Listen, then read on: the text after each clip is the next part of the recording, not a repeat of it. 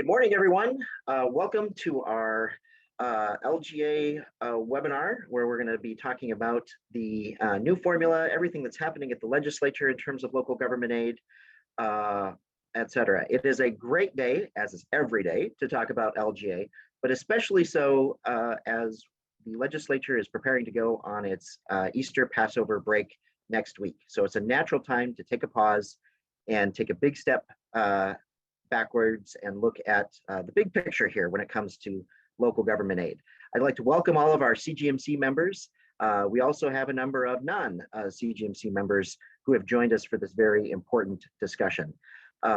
As we get going here, you'll have the opportunity to ask questions via the chat format. We'll pause every once in a while to take those questions. My trusty colleague, Kelly, will make sure that we try to address as many of those as possible. And then also too, when we wrap up here, all of the material, both that we sent you ahead of time, as well as the recording of this webinar, will be posted on our website for you and your colleagues to enjoy for many days to come. So let's jump right into things here. A little bit of our roadmap for the day. We're going to talk about the local government aid bills that have been introduced to the legislature and under some discussion, and kind of where the legislature stands on addressing them. We're also going to talk about the newly proposed LGA formula updates and kind of dive in and get into the nitty-gritty of how some of those will work and the impacts that those will have on cities across the state. And then we'll talk a little bit about making the case for local government aid, not only the formula updates, but then also an appropriation increase and kind of what the next steps are from there. So first thing we're going to do is we're going to do a little poll here to determine what is your knowledge of the new formula, if at all.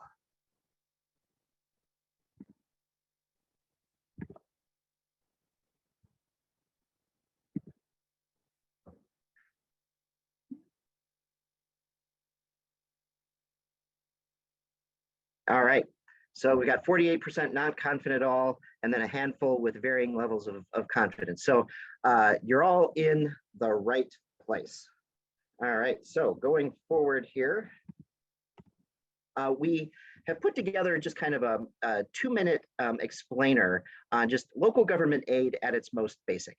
So for most of you, many of these concepts will sound familiar, but we're anticipating that this is something that can be used with legislators going forward, as well as new elected officials in our cities, to just talk about big picture. What is local government aid? Why do we have it? We just put this together earlier this spring, and we're pretty excited about it. So sit back and enjoy for about 2 minutes, and then we'll come back and continue our discussion.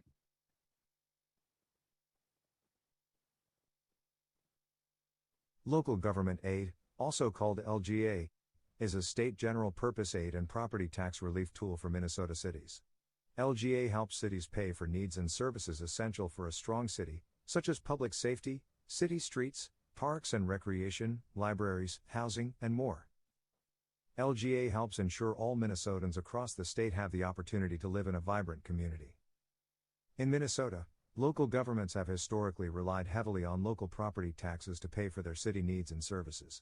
Some cities were also able to raise revenues locally through local sales and income taxes. However, concern grew regarding the disparity among the haves and have-nots. As a result, the Minnesota Miracle was instituted by the Minnesota State Legislature in the 1970s.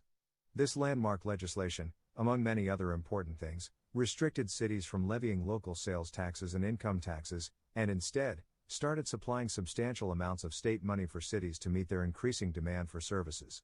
The goal was to keep property taxes down by spreading money the state collects from income and sales taxes. The vision was that no matter where you happen to live in Minnesota, the quality of services should remain the same. This more than 50-year-old arrangement continues to be essential for cities, particularly for Greater Minnesota. While about 90% of cities in Minnesota receive LGA, it is especially important in Greater Minnesota, where there is less property tax wealth. For example, a 1% increase in the city property tax levy would raise $7,900 in Mountain Lake, whereas it would generate $403,000 in Minnetonka. LGA helps even out these disparities. Exactly how much a city receives in LGA depends on a complicated set of formulas. There are 3 different need formulas, one for cities under 2,500, one for cities between 2,500 and 10,000, and one for cities over 10,000 in population. The LGA formula uses need factors that are proxies for such things as the age of a city's infrastructure, its level of service need, and how many residents and visitors it services day to day. The formula then compares the calculated city need to a city's ability to pay, to then determine the overall unmet need for a city. If a city's revenue-raising abilities are greater than its calculated need, it will not receive LGA that year. If a city's unmet need is less than its prior year LGA, the city will begin to receive less LGA than the previous year.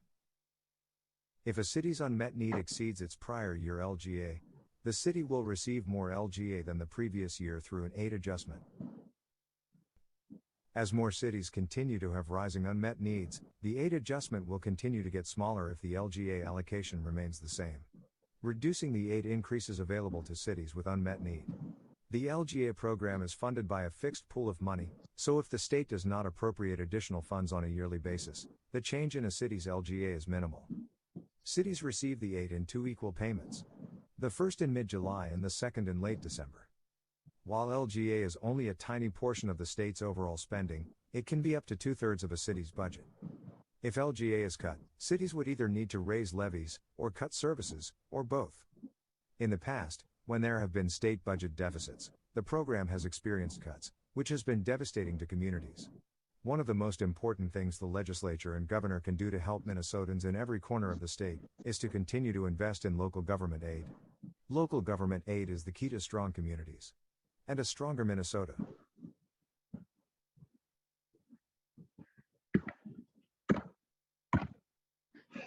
All right. So that's LGA. That's very basic. And again, we envision that's something that you can share with new city officials and that we would share with new legislators to talk about just the very, very basics of local government aid. But of course, there's a lot more to it, as we know, and we'll jump into the new formula here in a second.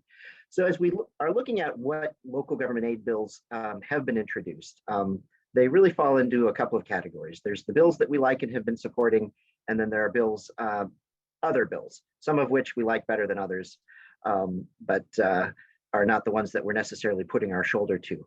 So the main piece of legislation that we're going to be talking about today is the new LGA formula proposal being authored by Representative Cheryl Youakim in the House and Senator Matt Klein in the Senate. It includes, in the case of the House, a $34 million appropriation increase, and it has been included in the House Omnibus tax bill. We also supported and have been talking to legislators about just a large appropriation increase. And the way that is currently expressed is in a bill by Representative Liz Lagarde and Senator Bach that simply puts $90 million on the current formula. And we've been pressing the legislature that even if we can't change and update the current LGA formula, we at least need to put some money into the current program to keep up with inflation and things like that. It did have a hearing in the House Property Tax Division, but other than a slightly larger appropriation than was initially contemplated, it has not been included in the House Omnibus tax bill. But we've got the formula updates in there with a $34 million increase, so we're chugging along with that. A couple of other LGA bills to note. There's what we're calling the super supplemental LGA bill. And this is really a continuation of something that the legislature did last year, where they provided supplemental aid to those cities who are seeing decreases in their LGA from one year to the next. And basically it is a hold harmless provision. It doesn't necessarily harm the cities that are getting LGA. It adds additional money to cover the cities who would be otherwise seeing a decrease. So they did that in last year's tax bill, and there is a bill again this year authored by Representative Freiberg and Senator Rest to do that again. It's gotten hearings in both the House and the Senate. And then there is a proposal that would provide all cities, no matter what their need, a minimum amount of LGA. This is authored by Representative Hertas and Senator Osmick, both legislators from the western suburbs of Hennepin County. Adds $20 million onto the formula. And basically what it would do is it would carve out 2% of the entire appropriation and give it to those cities that don't get any local government aid. It was heard in the House, but it was not included in their tax bill. And so I don't imagine that there will be really any continued discussion of that bill. But it is something that has been out in the mix as folks have been talking about local government aid. So where do we stand? As I mentioned, the House Tax Committee did include the formula updates and $34 million increase in their tax committee omnibus bill. The Senate Tax Committee has not held any hearings on any of the LGA bills. And they did, of course, come out with one, what they're calling omnibus bill, but we know that there's going to be more coming out from the Senate. And we'll talk about that here in a couple of moments. The Senate Property Tax Division yesterday actually heard Senator Ann Rest's supplemental aid bill and laid it over for possible inclusion in their omnibus bill going forward. Not sure what the future of that is. I actually would be surprised if they did anything LGA related, either policy or funding, but we shall see. So that's where things stand right now as they head into the break. So I want to dive into the LGA formula proposal and talk about sort of why we're doing it now, a little bit of its origins, who all has been involved in that discussion, and then also what is new and what is not new about it compared to the existing formula. So since October, the city groups have been meeting along with House and Senate nonpartisan staff as well and staff from the Department of Revenue. So it's been the Coalition of Minnesota Cities, the League of Cities, the Metro Cities, and the Small Cities organization. And as those of you who have been around for a while know, we do tend to take a fresh look at the LGA formula about every 10 years with the decennial census. And so the last time the local government aid formula received an update was in 2013 during the tax bill for that year. And so since we had the census here in 2020, there's new data to work with. Obviously, circumstances and things change over the course of 10 years that really does warrant a new look, a fresh look at the LGA formula every so often. Additionally, we were essentially asked to do this by House and Senate tax chairs and in both parties. And so responding to that request, responding to the sort of every 10-year cycle that we're on, look to see how is the LGA formula working. And so our first step really to asking and get into the really nitty gritty. We know that the formula factors have been evaluated using a regression analysis where we put a number of different factors through this regression analysis to determine how well they explain differences in city spending and city needs. And so as we did that, what we found was that the current formula, as you would expect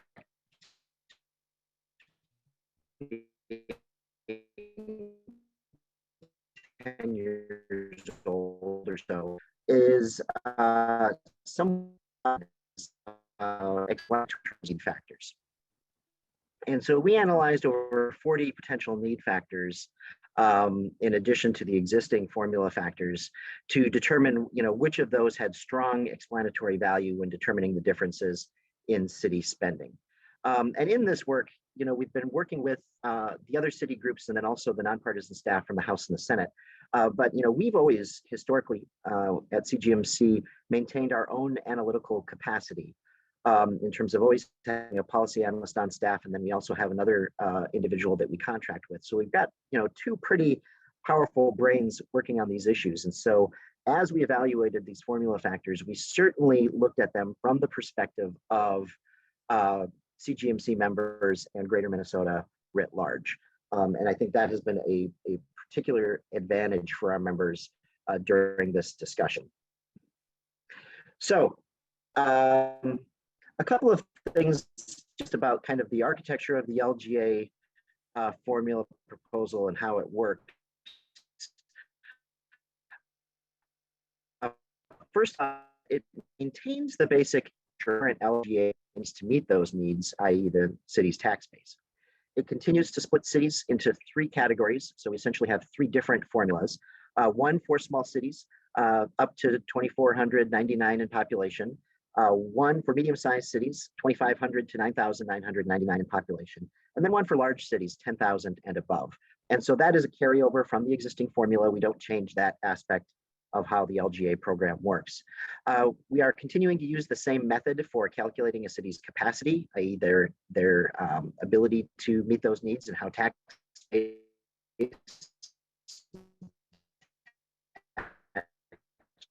rates play into that of the and y'all continuing to use it to distribute money within the formula.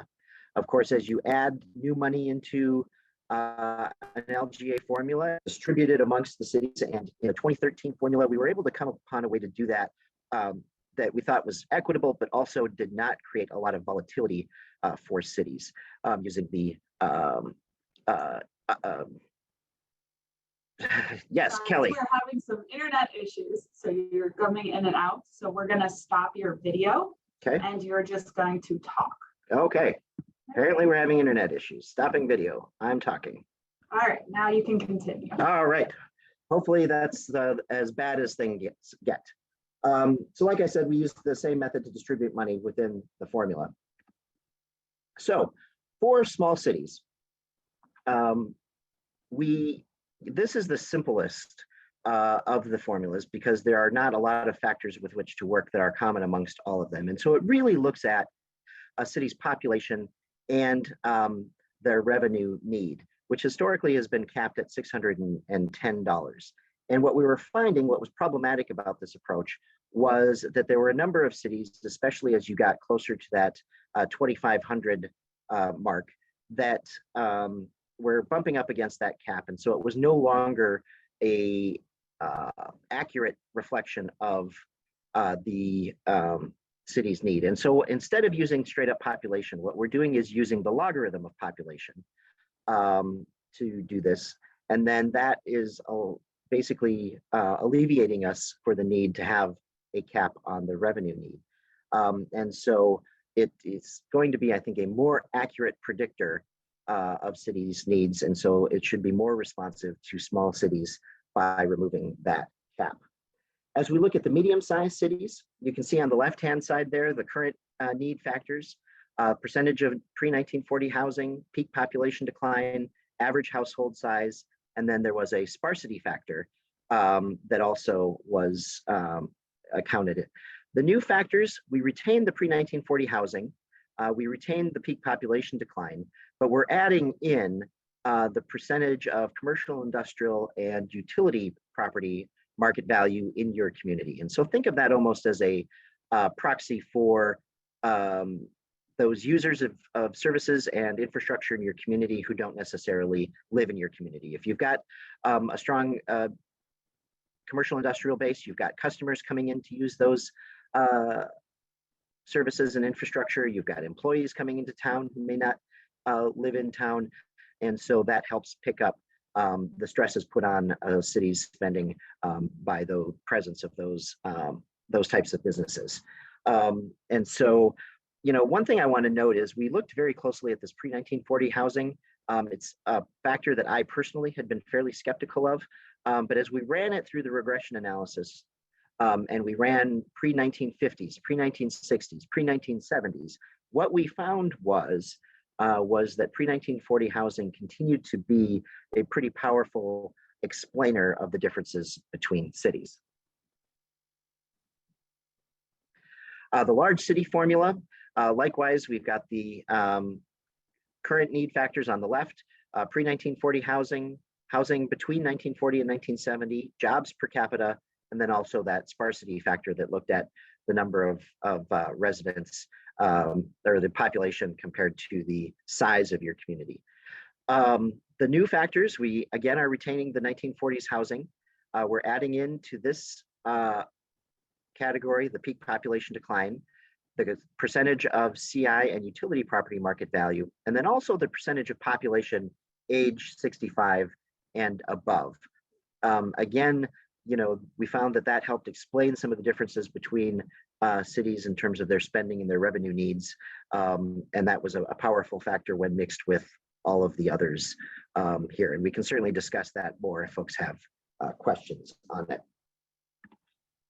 So all of you should have received an LGA comparison in terms of just what you are getting now through the LGA formula and what you would get under each one of these proposals here in 2023. And so just to kind of, we just lopped off the first 5 of the CGMC member ones as a matter of example here. So the left column is what we'd anticipate your LGA to be next year. And so for Albert Lea, for instance, it's $5.8 million. With the House tax proposal, it is $6.123 million. And then under the, if we were to add $90 million to the formula, the new formula, that would go up to 6.7. And so you can see for your own community as you look through those runs, that amount. And I might give everyone just a minute to kind of look through and look at their city here quickly.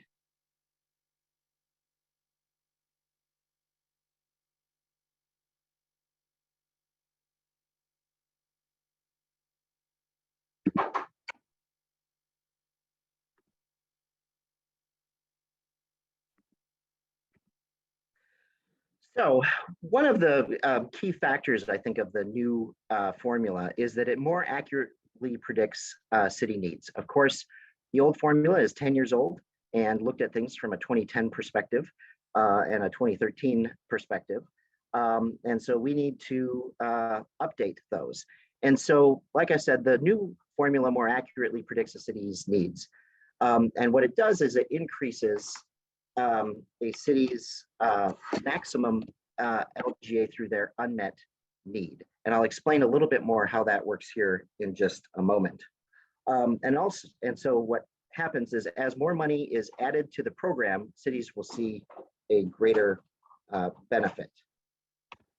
So if you look at the other run that is entitled Unmet Need Comparison, we can kind of get into this here. And so again, we just kind of took the top couple of cities on the CGMC run. And so you again see what the city would get in LGA under current law, no new appropriation in 2023. The next column, the middle column, is what we refer to as your unmet need under the current formula. And so think of this again as if we fully funded the formula and met every city's need, this is how much money your city would get. This is the maximum amount of LGA that your city can get based on current circumstances in the current formula. And so again, for Albert Lea, the maximum that they could get would be just shy of $8.1 million. And so after that, if you put, once they hit that level, if you put $1 bazillion on the formula, they would not get an extra dollar.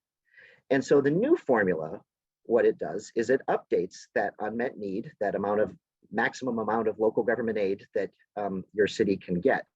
And so what we see again is in the case of Albert Lea, it would move it from $8 million up to $13.8 million.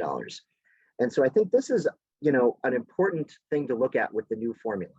You can put a bunch of money on the current formula, but you will have a number of cities that eventually, very soon, are going to be hit this out of date maximum amount of LGA that they can receive. And so the new formula lengthens that runway so that as we add more money into the appropriation, cities will continue to benefit over time.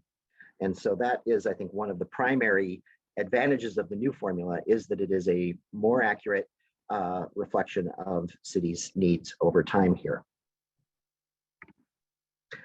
Other formula outcomes from the CGMC perspective, it brings all of our members onto the formula. We've got a couple that were not receiving any amount of LGA, and now all of our members will receive some amount of local government aid. And also, you know, we had a number of cities, and this is true for cities generally in the state, that were seeing their aid decrease. And so those cities are seeing their going from what we call to a loser to being a winner, that you are no longer going backwards on the LGA formula. Statewide, it does slightly decrease the number of cities that receive no LGA. So there are, and there always will be, and always have been, some cities that get zero local government aid. Right now, that's about 112 cities. That number with the new formula is reduced to 91. Likewise, There are a number of cities that, as I said, were losers over time, but those have been reduced dramatically as well. So we're going to take a pause here and see if folks have any questions about just the LGA formula, the factors that are being used, that sort of thing, and put those into the chat. And my colleague Kelly will flag those for me, and then we can discuss them.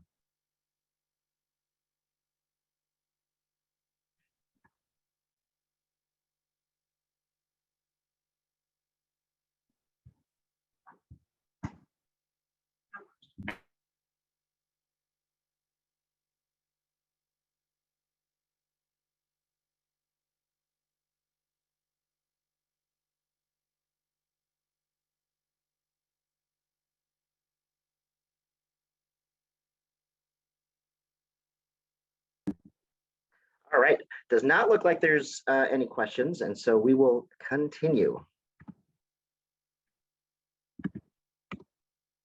So now I want to talk about the LGA appropriation. And so here we can see since 2009, the LGA appropriation history. And so we see that in 2009, the program was getting $482 million a year.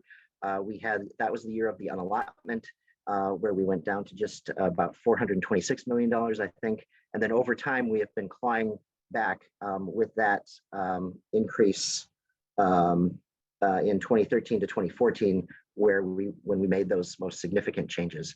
2022, the program paid out $569 million. That included $5.5 million of that supplemental aid. And so in 2023, if there are no law changes and if they don't do supplemental aid or don't otherwise increase the appropriation, it will be paying out $564 million.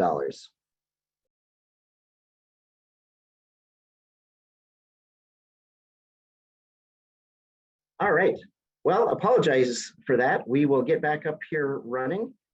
Sometimes things happen, but we are in shape again.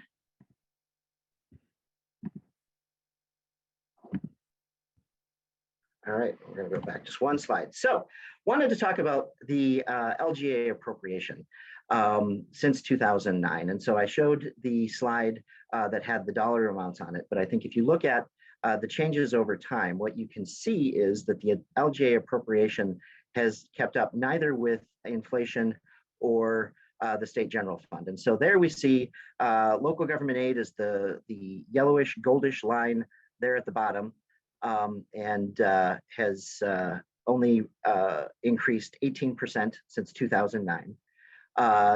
Inflation is the orangish line, and that's gone up 38%. And then the state general fund has gone up almost 75% here over the same time period. And so no matter how you measure it, local government aid has not kept pace with either inflation or the state's general fund. And as you know, as city leaders, expenses continue to rise, especially here in the most recent last year or two, as we've all, both in our professional and personal lives, been dealing with inflation. Health and medical insurance costs are going up, employee wages are going up, cost of machinery, equipment, fuel, public safety, all of it is on the increase. And I think as we talk to legislators about local government aid this year, I think it's incumbent to talk about those struggles that you're going to be seeing here down the line in terms of just continuing to pay for the services and infrastructure that cities provide. So what are the next steps here? The House tax bill, as I mentioned, the formula is in their tax bill. After the legislative break, it'll go to Ways and Means Committee and then to the House floor. The Senate tax bill route is a little bit more complicated. We don't anticipate necessarily that there's going to be any LGA policy or funding in their tax bills. They had tax bill number 1 come out just earlier this week that dealt with a lot of issues related to federal conformity and income tax and eliminating the tax on Social Security income.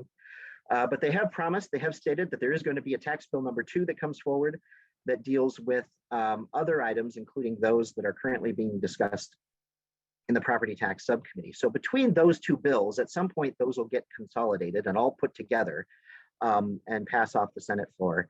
And that's where then we will find ourselves in conference committee. So once it gets to conference committee, that's really then going to be where the rubber meets the road in terms of the LGA discussion for the rest of the session. They adjourn on May 23rd this year, and they don't have to accomplish anything. It's not a budget year, so if they don't pass any bills or don't do any budget spending, it's not like the government shuts down like it would have last year.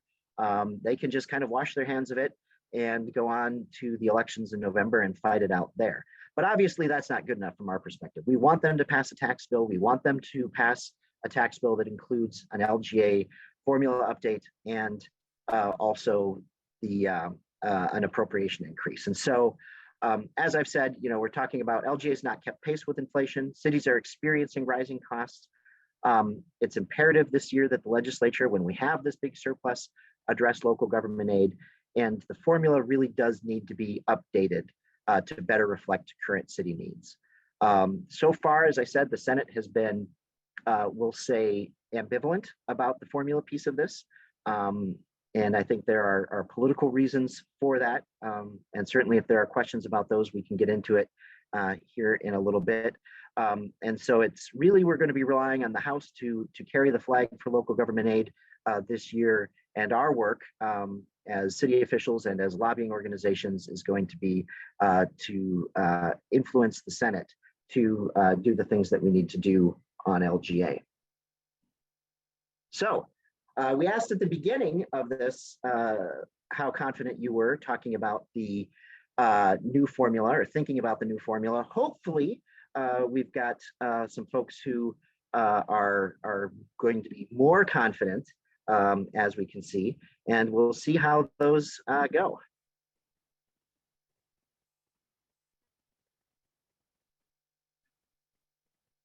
All right. Well, this is excellent. So we've went from 48% saying that they were not confident at all. We've knocked that down to 4%, and we've moved folks into the 3 and 4 and 5 range, 48%, 26%, 11%. I think that's good news. But obviously, these are very complicated questions. And as you look at the material and as you have an opportunity to ruminate on them more, we definitely want you to be in touch with us should you have any more questions. And so how are we ready for the rest of the legislative session once they come back from the break? Well, first off, the best place and source for updates on what's going on at the legislature for CGMC members is the CGMC in Brief that goes out every Thursday. Not only are we talking about LGA, but we're also talking about what's happening with wastewater and transportation and the PTSD and duty disability discussion that's going on at the legislature. I would also say watch CGMC social media. Our Twitter and Facebook feeds are often updated with what's going on in real time. If you get an action alert from us, respond to that. That means it's time to act. We don't send these things out willy-nilly. We tend not to send more than maybe 3 or 4 a year on legislative issues. And so you know that if you get an action alert from us saying, hey, contact the Senate Conference Committee members, tell them how important LGA is to your community, tell them how important a formula update is, and tell them how important an increase in the appropriation is, that's the time to do it.